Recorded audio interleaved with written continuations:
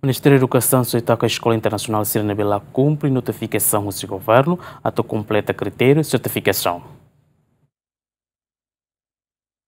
Ministra da Educação Dulce de Jesus Soares atou questão também Ministério da Educação lhe consideração Gabinete de Avaliação, Licenciamento e Acreditação foi na notificação da Escola Internacional Siranebela que estabelece e arreglar onde completa critério certificação da escola origem no professor Siranebela Canorin leia certificado. No Ministério da Educação foi duração tempo to fulan janeiro tinan oin ato completa critério hirakne. Bem ela cumpre notificação governo de Rússia Ministério se fote decisão onde taca Escola Internacional Sirane. Lá hoje de angkata escola ida hanoring holiang inglês niane escola internacional.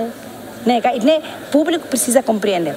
Lá hoje escola ida nebe mak ni hanoring holiang inglês nia escola internacional ora mas be atu sai escola internacional ia padrão mínimo nebe mania tem que cumprir. Primeiro padrão é importante ter que se nia até tem a escola internacional nia tem que apresentar documento que prova evidência legal da tudo que tá nia né mais usa escola internacional ou que o Ministério da Educação usa nação e da nebe mak nia mais usa nebane te for documento até tem que nia preenche do nível da escola internacional tamanemos e tamos lá taca quedas mas be itahalo processo ida mas be não encata processo né to ia início de mês 2026 quando ser lá cumpre ita se taca. E a regra é que a minha moça saiu na notificação. Se tem que cumprir, basira nebe agora.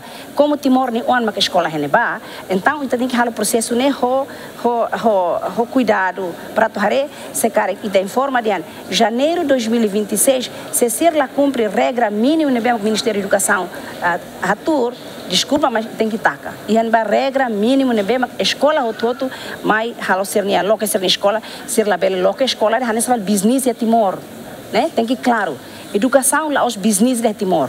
Também não é mais da mais raída, mais também é lori é mais sanulo mais se roto tá tendo que ler inglês, afinal se lá a certificação, se ser nação até te kata se é professor. Por exemplo, essa nação Filipinas, nia sai professor né, nia certificação ida.